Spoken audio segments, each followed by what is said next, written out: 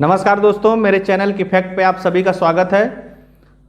दोस्तों, इससे पहले मैंने तीन चरण के सीटों का अनुमान और उसका विश्लेषण दे दिया है। आज मैं इस वीडियो के माध्यम से चौथे चरण के सीटों का प्रोजेक्शंस और उसका आंकड़ा देने जा रहा हूं।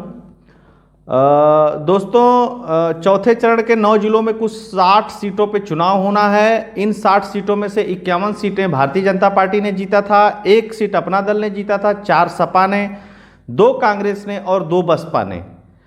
तो जो 3 चरण पीछे के हैं उसमें साफ साफ भारतीय जनता पार्टी जीतती हुई दिखाई दे रही है। आइए देखते हैं इस चरण में क्या होता है।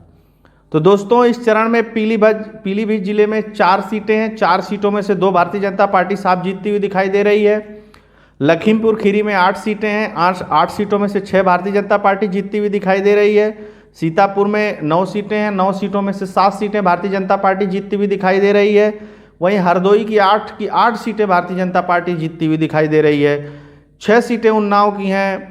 5 सीटें भारतीय जनता पार्टी जीतती हुई दिखाई दे रही है। लखनऊ की 9 सीटों में से 8 सीटें भारतीय जनता पार्टी जीतती हुई दिखाई दे रही है। 2017 के चुनाव में भी लखनऊ में 9 में से 8 सीटें भारतीय जनता पार्टी ने जीता था। रायबरेली की 7 सीटों में से 5 सीटें भारतीय जनता पार्टी साफ जीतती हुई दिखाई दे रही है, बाकी सपा के खाते में जाती हुई दिखाई दे रही है। फतेहपुर की 6 सीटों में से 5 सीटें भारतीय जनता पार्टी और 1 सीट बसपा जीतती हुई दिखाई दे रही है। बादा की 4 सीटों में से 3 सीटें भारतीय जनता पार्टी और 1 सीट बसपा जीतती हुई दिखाई दे रही है। तो इस तरीके से अगर पूरा देखा जाए तो पिछली बार भारतीय जनता पार्टी ने 51 सीटें जीती थी। इस बार भी भारतीय जनता पार्टी 49 सीटें जीतती हुई दिखाई दे रही हैं।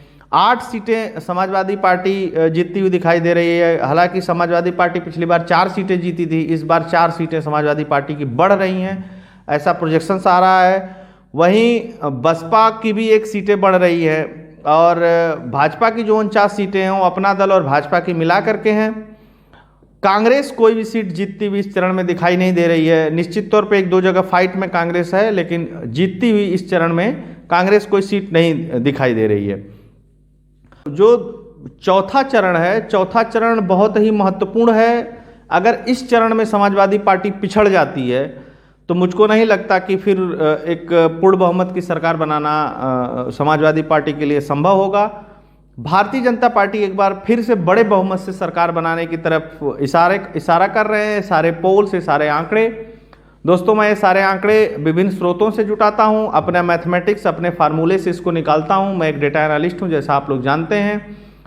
तो जो प्रोजेक्शंस हैं उन प्रोजेक्शंस में बहुत सारे पैरामीटर्स होते हैं। उन सारे पैरामीटर्स को निकालने के बाद जब इसका मैंने प्रेडिक्शन करना शुरू किया तो भारतीय जनता पार्टी को कहीं अगर दिक्कत है तो सिर्फ उसके उम्मीदवार से दिक्कत है, जो जिसको टिकट मिला है। हो सकता है कि थोड़े से लोग नाराजगी हो या इस तरीके की कोई बातें हैं, अदरवाइज कोई भी एंटी इनकम्बेंसी नहीं दिखाई दे रही है इस सरकार के प्रति।